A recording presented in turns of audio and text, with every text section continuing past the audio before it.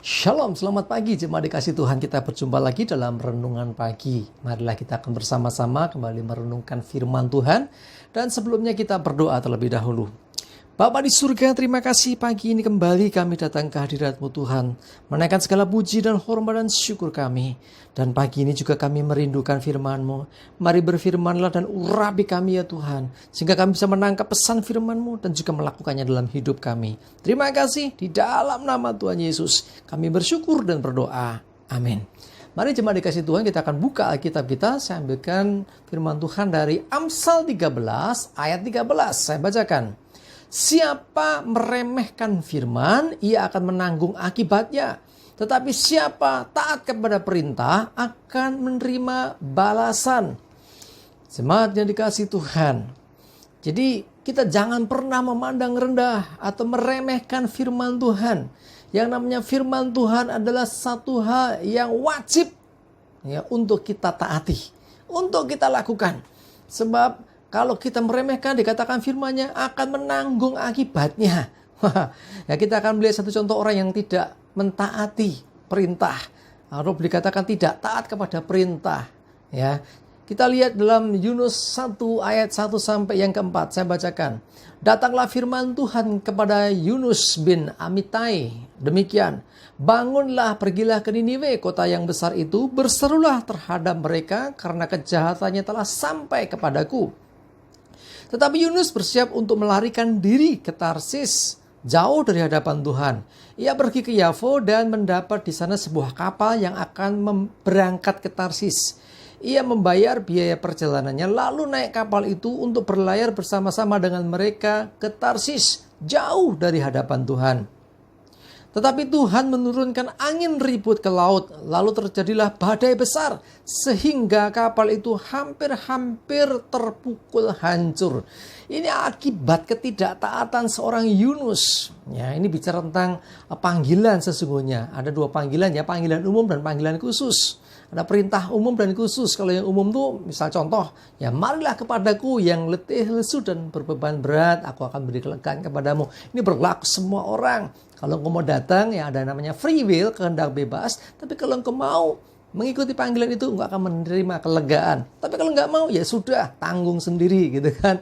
Tetapi untuk panggilan khusus seperti yang dikatakan Tuhan kepada Yunus ini, jadi firman khusus untuk Yunus, pergi Yunus, kamu ke Niniwe. Ya, tetapi Yunus tidak taat. Jadi Yunus justru mau pergi ke Tarsis. Ini sudah jelas-jelas pelanggaran ya, jelas-jelas ketidaktaatan.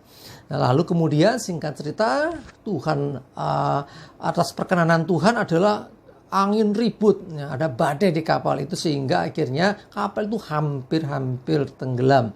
Saya lanjutkan ya, langsung loncat ke ayat 15 sampai 17 ya. Yunus 1 ayat 15-17. Kemudian mereka mengangkat Yunus lalu mencampakkannya ke dalam laut dan laut berhenti mengamuk.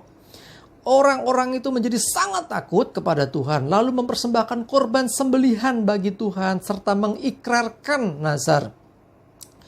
Maka atas penentuan Tuhan datanglah seekor ikan besar yang menelan Yunus sehingga Yunus tinggal dalam perut ikan itu 3 hari 3 malam lamanya.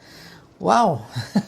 Akibat ketidaktaatan bukan hanya badai, nanti baca kompletnya ya. Singkat cerita Yunus dibuang ke dalam laut dan ditelan ikan besar. Lalu yang terjadi kemudian apa? Di dalam perut ikan selama 3 hari 3 malam. Saya nggak bisa membayangkan saudara. Ya, jangan dibayangkan di dalam perut ikan enak ya, bisa santai-santai ya, syukur bawa korek bisa bakar-bakar di situ. Saudara, di dalam perut ikan itu pasti baunya luar biasa. Saya yakin gak bisa hidup kalau bukan karena kasih karunia. Yunus harusnya sudah mati di situ. Karena di dalam perut ikan ada begitu banyak zat-zat enzim-enzim yang keluar dari tubuh ikan itu ya. Sehingga baunya busuk luar biasa. Ya, gak bisa bernafas pasti di sana. Tetapi Yunus masih diberi kesempatan. Ya, dan singkat cerita nanti akhirnya juga pergi ke Niniwe. Nah ini loh. Kenapa harus melarikan diri? Toh akhirnya nggak bisa ya kita melarikan diri ya. Lalu yang terjadi apa di kapal? Oh, terjadi pertobatan luar biasa. Orang-orang yang tadinya punya sesembahan masing-masing, beda-beda, akhirnya menyembah Tuhannya Yunus, ya, Tuhan Allah yang hidup. Ini luar biasa. Jadi ada revival terjadi di atas kapal Yunus, ya. Bukan kapal Yunus ya, kapalnya ditumpangi Yunus itu. Ya, jadi ada beberapa catatan penting. Yang pertama, bahwa kehendak Tuhan pasti terjadi. Ya, jangan pernah membantah. Firman Tuhan pasti digenapi.